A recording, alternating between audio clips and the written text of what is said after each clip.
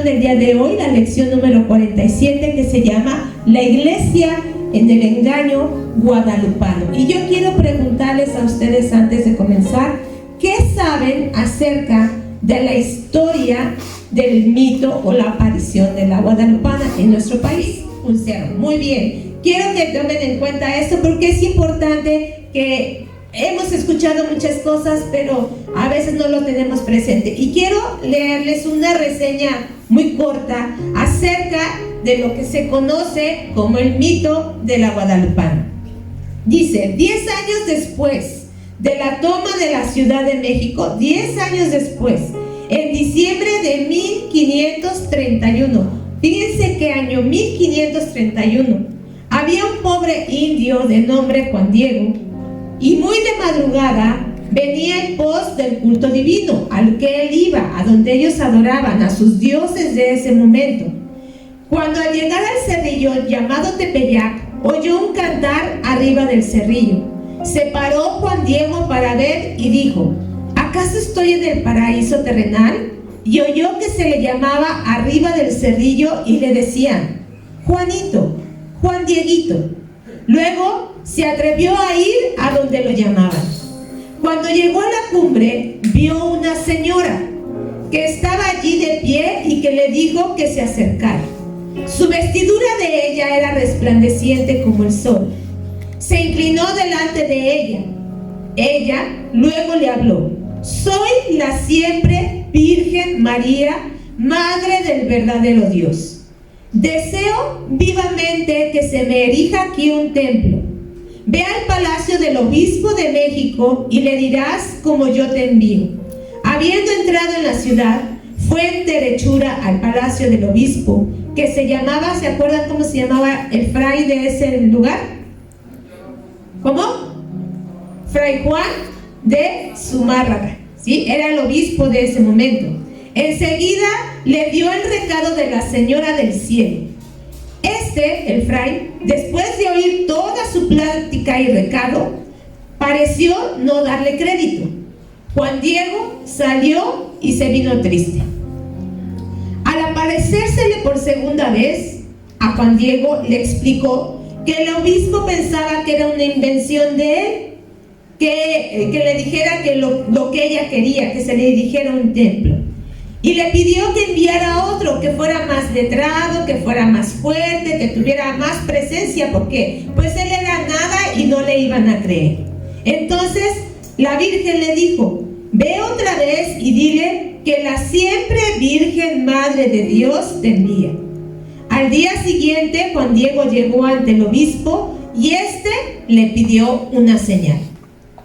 Entonces la Virgen le dijo: bien, mañana volverás aquí para llevarle la señal que te pide el obispo, le dijo la Virgen. Luego, la Señora del Cielo le ordenó que subiera a la cumbre del monte y le dijo que cortara las flores que allí había. Luego que las cortó, bajó y trajo las diferentes rosas que había encontrado. Luego la Virgen le dijo: hijo, esta diversidad de rosas es la prueba y señal que llevarás al obispo. Y ante el obispo, obviamente lo hizo Juan Diego, regresó otra vez al lugar, y ante el obispo desenvolvió luego su manta blanca, pues tenía en su regazo las flores, y así se aparecieron por el suelo todas las diferentes rosas de Castilla.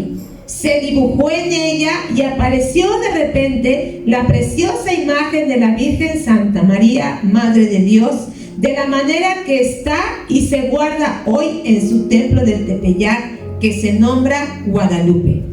Luego que la vio el señor obispo, él y todos los que allí estaban, se arrodillaron, y muchos se admiraron y empezaron a pedirle perdón por no haberle creído. Y entonces el obispo tomó la manta y se la llevó a su oratorio. Al día siguiente le dijo a Juan Diego: ven, muéstrame cuál es la voluntad de la Señora del Cielo para que se erija su templo. Y entonces ahí empezaron a hacer las obras hasta que se colocó ahí la imagen de la siempre Virgen Santa María de Guadalupe. Esta es a manera breve el relato de la aparición. ¿Qué podemos notar ante este relato? ¿En qué momento hemos escuchado el llamado de los profetas, el llamado de los jueces, el llamado de Moisés, el llamado de muchos ellos? ¿Así habla Dios? ¿En qué momento dice Dios me envió y Dios quiere que su pueblo? ¿En qué momento? En ninguno. Ahora, imagínense nada más cómo Dios podía enviar esto. ¿Cómo podría ser posible que esto sucediera? ¿Qué es lo que más detesta el Señor?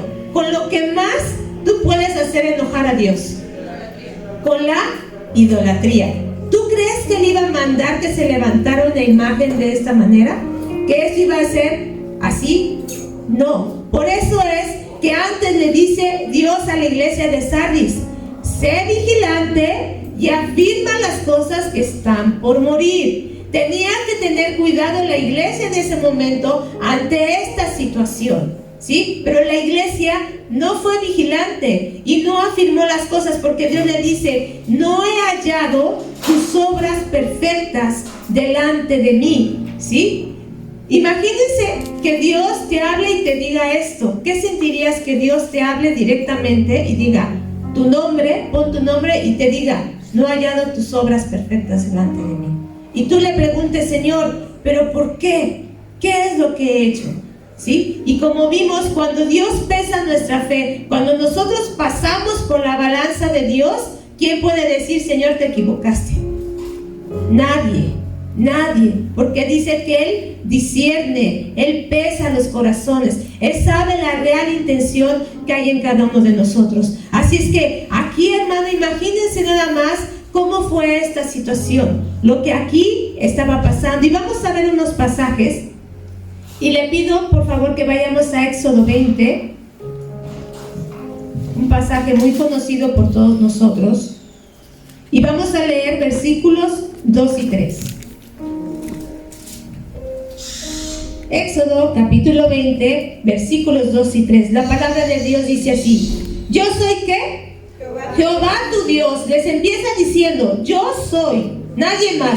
Yo soy Jehová tu Dios, que te saqué de la tierra de Egipto, de casa de servidumbre. ¿Qué dice el 3? Fuerte. No tendrás dioses ajenos delante de mí. Es el primer mandamiento que Dios da: no tendrás dioses ajenos delante de mí. Y abajo dice 4: no te harás imagen de ninguna semejanza de lo que está arriba del cielo, ni abajo en la tierra, ni en las aguas debajo de la tierra. No te inclinarás a ellas, ni las honrarás, porque yo soy Jehová tu Dios, fuerte, celoso, que visito la maldad de los padres sobre los hijos hasta la tercera y cuarta generación de los que me aborrecen. Imagínate, Dios va a mandar que se erija un templo con otro ídolo. Para nada, hermano, para nada. Aquí está escrito bien claro lo que Dios ordenó. Vamos a Jeremías 44. Y fíjense, aquí vimos que la maldad, ¿hasta qué generación puede alcanzar? Hasta la tercera o cuarta generación, ¿sí? Y fíjense aquí lo que estaba pasando en Jeremías. En realidad es todo el capítulo, pero solamente vamos a resaltar unos cuantos versículos. Aquí Dios habla a los judíos que estaban en Egipto y les recrimina esto. Y vamos a leer primero versículos 1 al 3. Dice: palabra que vino a Jeremías acerca de todos los judíos que moraban en la tierra de Egipto, que vivían en Migdol, en Tabnes, en Memphis y en tierra de Patros, diciendo: así ha dicho Jehová de los ejércitos, Dios de Israel: vosotros habéis visto todo el mal que traje sobre Jerusalén y sobre todas las ciudades de Judá, y aquí que ellas están el día de hoy asoladas y no hay quien more en ellas. ¿A causa de qué? De la maldad que ellos cometieron para enojarme. ¿Cómo?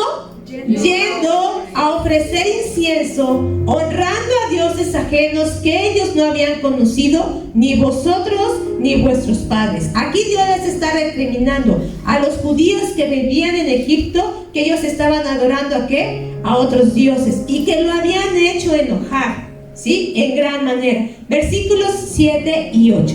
Ahora pues, así ha dicho Jehová de los ejércitos, Dios de Israel: ¿por qué hacéis tan grande mal contra vosotros mismos para ser destruidos el hombre y la mujer, el muchacho y el niño de pecho, del medio de Judá, sin que os quede remanente alguno, haciéndome enojar con la obra de vuestras manos, ofreciendo incienso a dioses ajenos en la tierra de Egipto, a donde habéis entrado para vivir, de suerte que os acabéis y seáis por maldición y oprobio a todas las naciones de la tierra? Fíjate nada más cómo Dios se enoja tanto cuando uno es idólatra, que dice que Dios los iba ¿a qué? A destruir a todos, ¿sí? Hombres, mujeres, niños de pecho. Ahí dice la palabra de Dios, porque lo hicieron enojar. Pero vamos a ver cómo le contestan a Dios, versículos 16 al 18. Dice: la palabra que nos has hablado, está hablando el pueblo, en nombre de Jehová, ¿qué dice? No la oiremos de ti. Fíjate nada más lo que están contestando. Sino que ciertamente pondremos por obra toda palabra que ha salido ¿de qué? De nuestra boca, para ofrecer incienso ¿a quién? A la reina del cielo. ¿Te fijas que ya desde aquí había una diosa madre? ¿Sí? Desde aquí había ese engaño, derramándole libaciones, como hemos hecho nosotros y nuestros padres, nuestros reyes y nuestros príncipes en las ciudades de Judá y en las plazas de Jerusalén, y tuvimos abundancia de pan y estuvimos alegres y no vimos ningún mal sobre nosotros. Fíjate nada más lo que le estaban diciendo a Dios. Pero si nosotros hemos ofrecido, dado ofrenda y honrado a la reina del cielo, y ningún mal ha venido sobre nosotros, sino al contrario, tenemos abundancia de pan, nos ha ido bien. Versículo 18. Mas desde que dejamos de ofrecer incienso a la reina del cielo y de derramarle libaciones, nos falta todo, y a espada y de hambre somos consumidos. Ven nada más cómo puede llegar el engaño a tal manera, ¿sí? A tal manera que dice, no, es que desde que dejamos de orarle a ella, nos ha ido re mal. ¿Cuántas veces han oído eso que ha dicho la gente? No, es que desde que me convertí en cristiano, no inventes, me he ido bien mal, ¿sí? El diablo siempre ha operado de la misma manera, siempre ha obrado de esta manera, en confusión, trayendo confusión, haciendo creer: es que me concedió el milagro, lo que pedí me concedió, entonces ¿cómo pues? Pero ¿cuál es el principio fundamental? ¿Qué Dios dijo? No tendrás dioses ajenos. Esa es la palabra de Dios. Y vamos a ver cómo termina aquí, versículos 27 al 29. He aquí, yo velo sobre ellos, ¿para qué? Para mal, no para bien. Y todos los hombres de Judá que están en tierra de Egipto serán consumidos a espada y de hambre hasta que perezcan del todo. Y los que escapen de la espada volverán de la tierra de Egipto a la tierra de Judá, pocos hombres. Sabrá pues todo el resto de Judá que ha entrado en tierra de Egipto a morar allí, la palabra de quién ha de permanecer, si la mía o la suya. Imagínate nada más qué afrenta tan grande, ¿no? De decir, a ver qué palabra permanece, si la de Dios o la de nosotros. O sea, imagínate qué soberbia, qué altivez, qué falta de temor ya había en este pueblo, como para altercar contra Dios y decirle esto. Vimos que cuál era la consecuencia de tener dioses ajenos. Dios que iba a visitar la maldad hasta que la tercera y cuarta generación de los que le aborrecen. Y aquí la palabra de quién se iba a cumplir y de quién se estaba cumpliendo, la palabra de Dios, hermano. Así es que Recuerda esto, hermano, la palabra de Dios permanece para siempre. Y aún se te apareciera quien se te apareciera, aún cuando hiciera el milagro que hiciera, ¿qué dice la palabra de Dios? ¿Qué nos enseña? Por eso es que les dice: no he hallado tus obras perfectas delante de mí. Pues ¿cómo?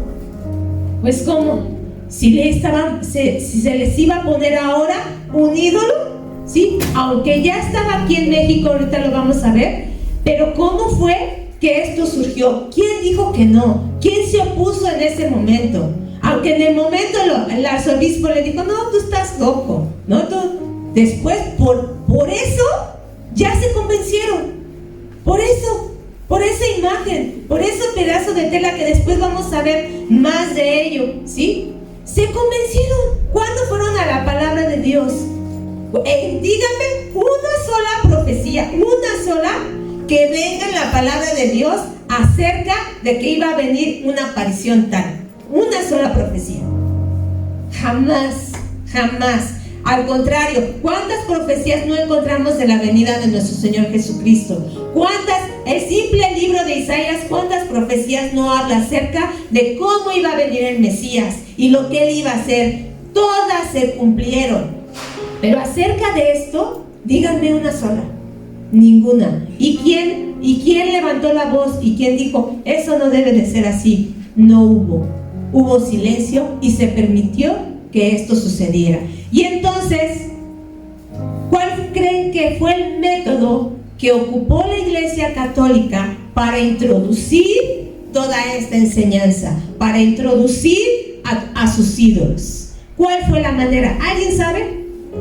¿Qué fue lo que hicieron? Un sincretismo de Éxodo 3. ¿Qué es un sincretismo? Es un engaño, haciendo parecer algo como fue el llamado de Moisés, y hacen la similitud en este mito con el de María.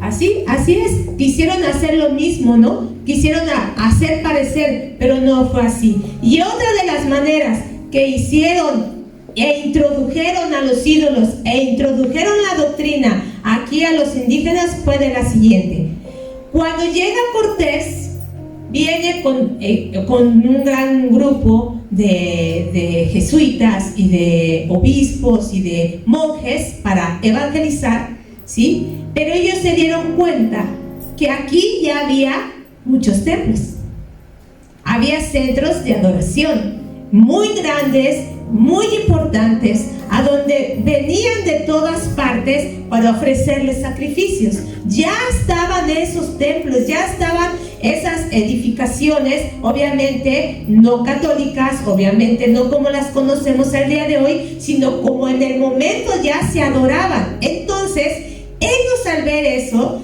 empezaron a levantar capillas y ermitas en diferentes lugares con el fin de destruir la idolatría de los indígenas, y escogieron los lugares que ya había. ¿Y qué creen que hicieron?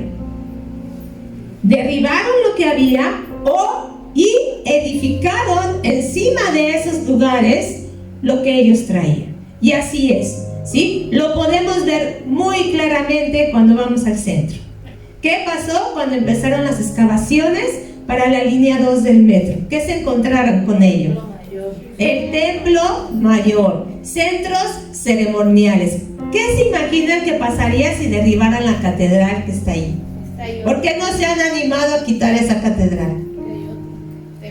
Todo lo que se encontraría debajo de ella, ¿sí? Y todo lo que se ha encontrado, porque ese fue el método que se ocupó para entonces ellos imponer la religión, ellos traer aquí a México su doctrina. Y eso fue lo que pasó, ¿sí? Se dice que debajo de cada iglesia católica grande se encuentra un templo prehispánico en ruinas, ¿sí? Y entre algunos de los historiadores que dan fe de esto, porque no solamente estamos hablando de doctrina, estamos hablando de historia en general, ¿sí? Y quienes dan fe de esta situación, podemos poner la imagen, por favor, de Torquemada, fue uno de ellos, y el otro fue Fray Bernardino de Sahagún, ¿sí? Estos dos personajes, tanto Torquemada como Fray Bernardino, son monjes, ¿sí? Son monjes de la Iglesia Católica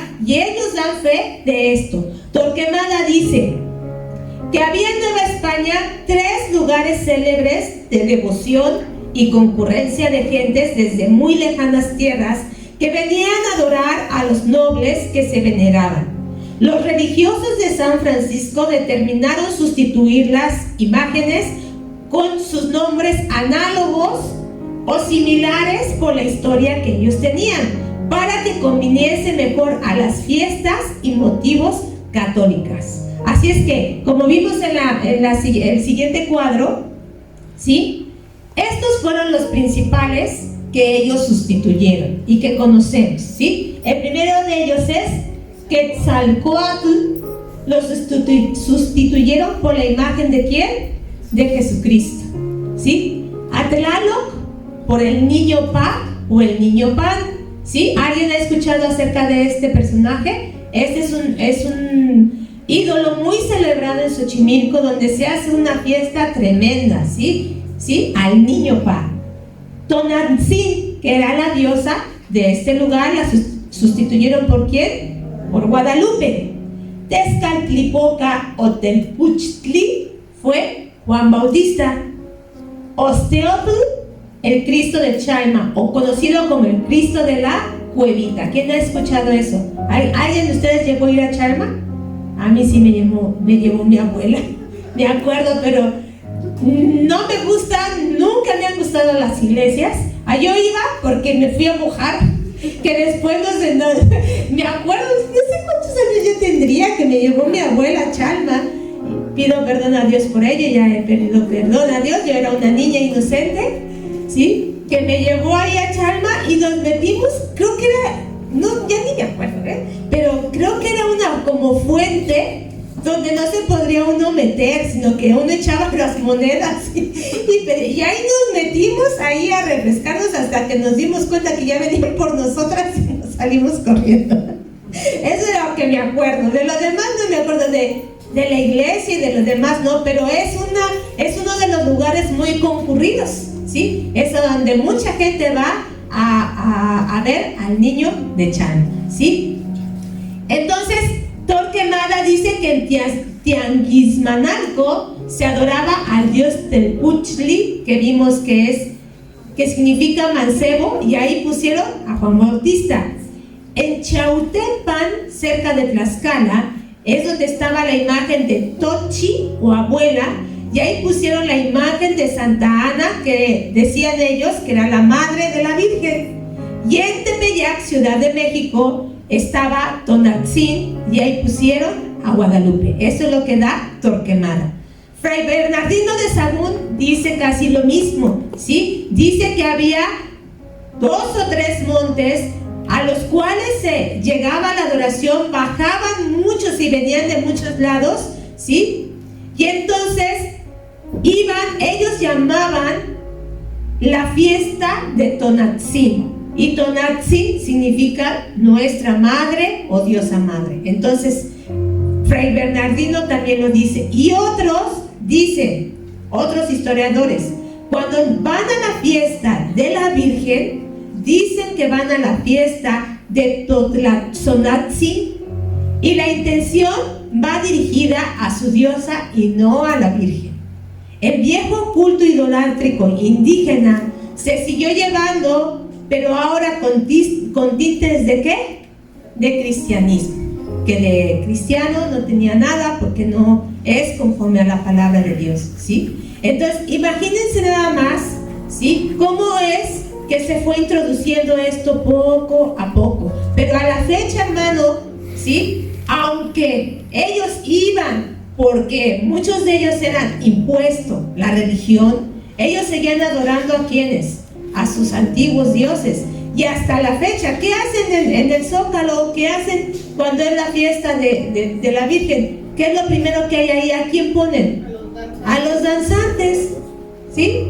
A gente, y los mismos historiadores dicen que esa es una aberración, ¿sí? Poner a los danzantes ahí. ¿Por qué? Pues porque fue por medio de sangre y por medio de muchas cosas que se impuso la religión, que ellos no aceptaban y no aceptaron durante mucho tiempo la imposición del mito guadalupano, ¿sí? Ellos iban, aunque ellos decían, no, sí, vamos a ver a la Virgen, en realidad a quien iban a ver, a sus dioses, en este caso a Tonaltzin, ¿sí? ¿Y cómo es que esto se fue dando, hermano? Porque nuestras obras no eran perfectas delante de Dios, porque no se puso atención a la palabra de Dios, a ser vigilante, a afirmar las cosas. Así es que, hermano, yo te invito, no te dejes engañar.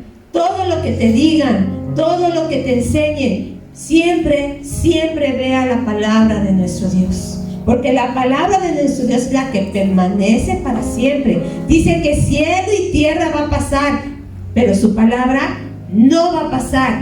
Ni una coma, fíjate, ni una tilde se puede quitar de la palabra de Dios, porque toda ella es perfecta y toda ella se va a cumplir. Así es que, hermano, yo te invito a que sigamos poniendo atención y aprendamos de lo que sigue y veamos cómo esto siguió avanzando. Que Dios te bendiga. Buenos días, hermano, ¿cómo está? Qué gozo estar aquí delante de usted, hermano. Vamos a seguir con esta lección, lección 47, la iglesia en el engaño guadalupano, hermano. Vamos a continuar con ello. La denominada iglesia cristiana, hermano, ya se ve muy, pero muy dañada para este entonces, hermano. Es la iglesia católica la que ya ha tomado el control del viejo continente, y ahora, al descubrir este nuevo continente, quiere volver a tomar el control, mi hermano. Hemos visto cómo al descubrir este nuevo continente, al Papa le urgía mandar gente que tuviera conocimientos, que tuviera toda esa sabiduría católica para venirla a inculcar a los indígenas. Todas sus costumbres, todo lo que ellos querían inculcarlo aquí en este nuevo continente, hermano. No era evangelizar, como nos lo dijo nuestra hermana Carmen, era sacramentalizar, hermano. O sea, introducir todos sus dogmas, introducir todas sus creencias, introducir toda la idolatría que ellos tenían, las supersticiones, a las reliquias y entre muchas cosas más, hermano. Recuerde que la ambición de la iglesia católica, la hemos visto en lecciones pasadas, y era grandísima, era tan elevada que utilizaban a sus propios dioses para generar dinero para sus ganancias personales, hermano. Cuando encontraron a los dioses de los indígenas, ¿usted cómo cree que se hayan puesto? Imagínese usted llegar a un nuevo lugar y ver a dioses de oro, ver a dioses de plata, ver a dioses tallados en piedras preciosas. Con toda la ambición que ellos tenían, le brillaron los ojitos y dijeron: de aquí somos, vamos a llevarnos todo esto, ¿verdad? Hubo en Éfeso, hermanito, una diosa llamada Diana, a la cual adoraban todos por ahí y era muy reconocida por todos lados. Hermano, acompáñame a Hechos 19. Y por supuesto, hermano, con esta diosa no faltó la gente que lucró con ella.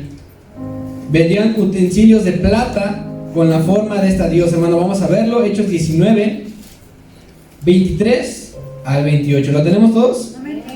Vamos a leer alternado. Comienzo yo con el 23. Dice: hubo por aquel tiempo un disturbio no pequeño, o sea grande, acerca del camino. 24. Porque un platero llamado Demetrio, que hacía de plata templecillos de Diana, daba no poca ganancia a los artífices. ¿Templecillos de quién? De Diana, que era la diosa que le estoy mencionando. 25 dice: a los cuales, reunidos con los obreros del mismo oficio, dijo: varones, sabemos que de este oficio obtenemos nuestra riqueza. 26, por favor. Pero veis y oís que este Pablo no solamente en Éfeso, sino en casi toda Asia, ha apartado a muchas gentes con persuasión, diciendo que no son dioses los que se hacen con las manos.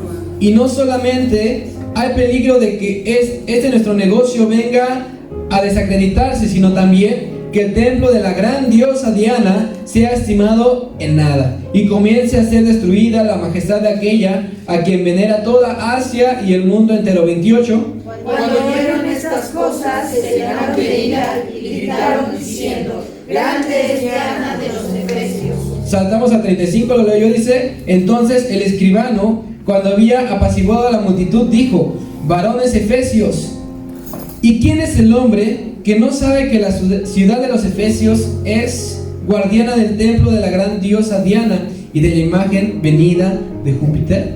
Vemos cómo veneraban a esa diosa Diana, hacían templecillos de plata para venderlo y lucraban a través de esta imagen. No era que adoraran a alguien que ellos quisieran de verdad, sino que era un negocio. Decía Pablo, estaba diciendo que no debemos adorar a esa diosa Diana, que no hay nada, no hay un dios que se pueda crear con las manos, que no se debe de adorar a ella. ¿Y qué decían ellos? Me están quitando la chamba. Que no diga eso Pablo. Por favor, pueden poner la imagen de... Perfecto. Ella es la diosa que les estoy mencionando, Diana. Era muy famosa en Asia Menor. Los griegos igual la llamaban Artemisa. La historia narra, hermano, que era una hermosa cazadora virgen y una deidad lunar, y se le consideraba protectora de los animales, de las señoritas y de las mujeres en tiempo de parto. Nosotros tal vez en nuestra ignorancia no conocíamos un poco más de ella, pero déjeme decirle que en Paso de la Reforma hay una glorieta que se llama la Diana Cazadora.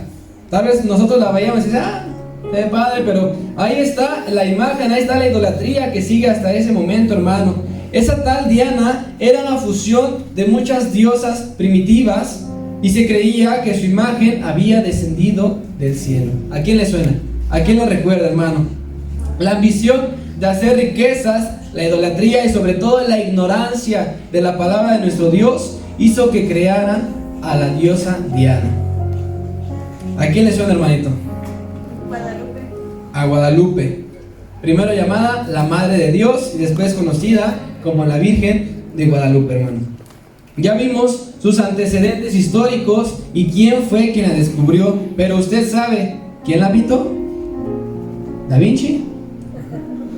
¿Usted tiene algún conocimiento de quién la pintó? ¿Ha escuchado tal vez en su vida pasada que llegó a ir a la iglesia? Tal vez su abuelita le contó, tal vez un familiar, tal vez vio un video.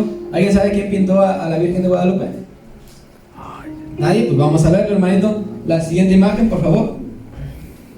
Quien la pintó fue el indígena Marcos Zipac, o igual conocido como Marcos Aquino. Se sabe, hermano, que esta persona nació el 4 de julio de 1517 en una familia mexicana muy católica, hermano. Ejerció el oficio de escribano y también era artista plástico. Pintaba muchos cuadros llenos de color, llenos de realismo, por lo cual mucha gente le decía, por favor píntame este santo, por favor hazme esta pintura para mi casa, para mi sala. Y entre ellos está la Virgen de Guadalupe y la diosa que vimos ahorita, Tonantzin. Tras la llegada, hermano, de los españoles a América, aparte de todo trajeron la viruela, ¿se recuerda? Una pandemia en ese tiempo que dejó a más de la mitad de la población muerta. ¿Y qué es lo que pasa? Cuando la gente está necesitada, cuando la gente está enferma, está desempleada, ¿qué es lo que pasa? Lo que acabamos de vivir con el COVID. Cuando la gente está necesitada es cuando empiezan a buscar de nuestro Dios. Cuando se empieza a decir que se va a acabar el mundo y todo eso, las iglesias se llenan. Lo vimos con el COVID. ¿Hasta dónde llegaban las filas? ¿Cuánta gente venía que de plano ni conocíamos y decíamos, wow, está llegando la gente, gloria a Dios? Pero solamente cuando hay una necesidad. Solamente cuando estaban pasando por algún proceso. Y esto era lo que estaba pasando. Los indígenas, ya estaban cansados, ya estaban enfermos con esto de la viruela. Y aparte estaban teniendo una vida distinta, porque estaban introduciendo a dioses que ellos ni sabían y estaban diciendo, tienen que adorar a ellos. ¿Qué cambio tan radical ellos estaban teniendo en su vida, hermano? Entonces, los españoles vieron la oportunidad correcta con esto que les estoy diciendo de la viruela, y introdujeron a la Virgen de Guadalupe. Dijeron, ellos están pasando por dificultad, están buscando a quién adorar, están buscando en quién reposar. Creamos a la Virgen de Guadalupe para poder controlarlos, hermano. Hay quienes dicen que la pintura de la Virgen de Guadalupe había sido ordenada por un tal Fray Alonso de Muntafar, segundo obispo de Nueva España, quien le ordenó a Marcos de Zipac de Aquino, que es el que acabamos de ver, en el año 1550 se le ordenó pintar a la Virgen de Guadalupe, hermano. Esta afirmación se basa en que el propio manto de la Virgen de Guadalupe está firmado por Marcos de Aquino. Si es algo celestial, ¿por qué tiene la firma de un humano, hermano?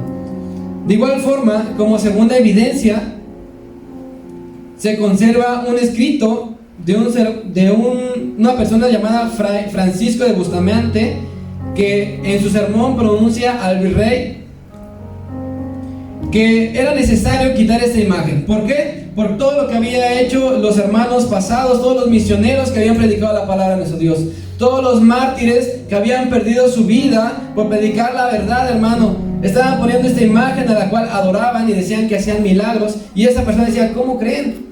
Le decía al virrey, deben de quitar esta imagen, está dañando todo el trabajo pasado, deben de quitarla. Fray de Bustamante decía, ¿cómo era posible que una imagen pintada por el indio Marcos pueda hacer milagros? Una imagen hecha por manos de hombre no puede hacer milagros, hermano.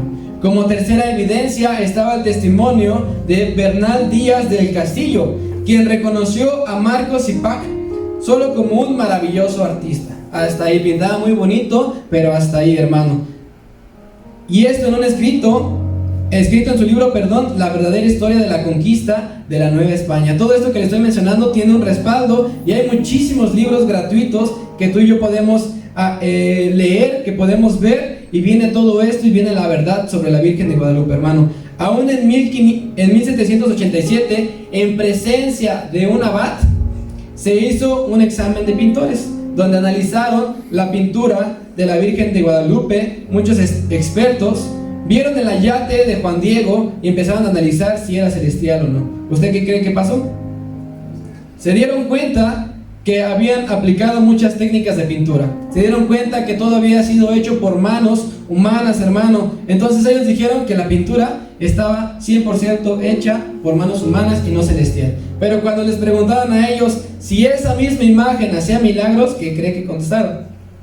Contestaron que sí, por miedo a que les fueran a hacer algo a ellos, hermano. Entonces, si la imagen descendió del cielo, ¿cómo es posible que si la imagen descendió del cielo, ¿cómo es posible que pueda tener la firma de una persona? Fue hecha por manos humanas, hermano. Pablo decía que Dios no podía ser hecho por manos de hombre. Lo acabamos de leer en Hechos. ¿Usted podría describir a Dios con una palabra? ¿Podría describir a Dios con una pintura? ¿Podría describir a Dios con una canción tal vez? ¿Podría describir a Dios de alguna manera que a usted se le ocurra?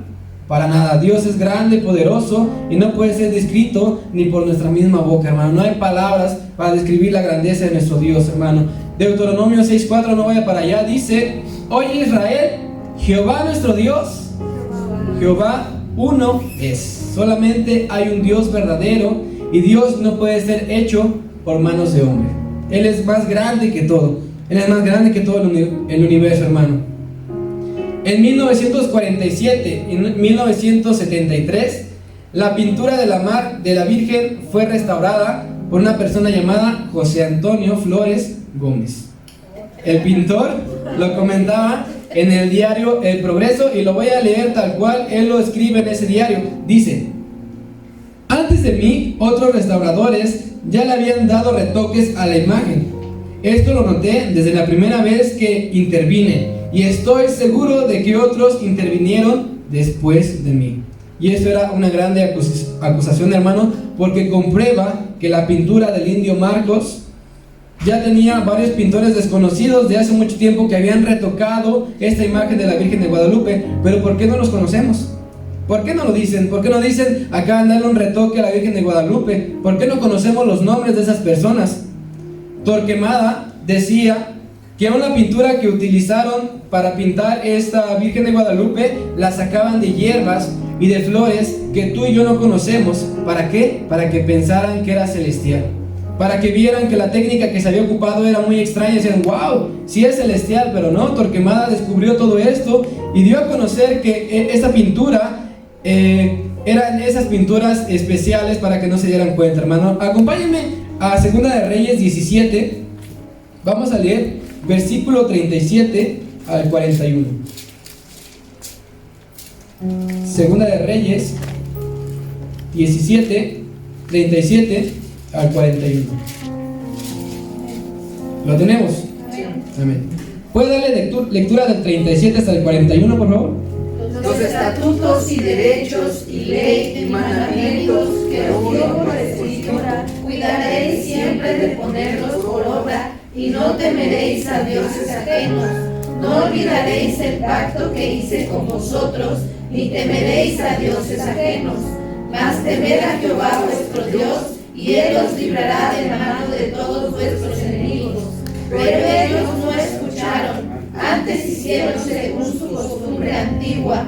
Así temieron a Jehová aquellas gentes y al mismo tiempo sirvieron a sus ídolos, y también sus hijos y sus nietos, según como hicieron sus padres, así hacen hasta hoy. Así es, vemos que se les da un consejo, ¿verdad? Mas temed a Jehová vuestro Dios, pero ellos no escucharon. Ellos siguieron temiendo a Jehová, pero a la misma vez estaban temiendo a sus imágenes, como era costumbre de sus antepasados, y dice: así será por las generaciones y sus nietos. Así que, de manera que la tesis que tiene la Iglesia Católica de que la imagen de la Virgen de Guadalupe es de origen celestial y que apareció milagrosamente en el ayate del indio Juan Diego, es totalmente falsa. Es un invento que crearon los españoles, hermano. Los españoles les trataron de enseñar un nuevo camino. Trajeron todos sus dioses, dijeron: vamos a instituirlos en este lugar. Pero en lugar de ayudar, fue todo lo contrario. Les enseñaron otro camino, pero con el mismo error, hermano. Un ciego no puede guiar a otro ciego, hermano. A los ídolos de los indígenas solamente les dieron un cambio por otros ídolos. Sus imágenes fueron cambiadas simplemente por otras imágenes que trajeron los españoles, hermano. Ahora, vamos a ver de dónde proviene todo esto. ¿Podrían poner la imagen que sigue, por favor? Bien, esta es la diosa Tonantzin que vemos que estaba aquí en el Tepeyac. Los indígenas adoraban en este cerro del Tepeyac a Tonantzin, que quiere decir nuestra madre. Se le conoce con varios nombres como Coatlicue, Teteoinán y Toxi, que significan todos Madre de Dios. Entonces, cuando llegaron los españoles a la región de Tepeyac y vieron que adoraban a Tonantzin, encontraron mucho parecido a una virgen de España, hermano.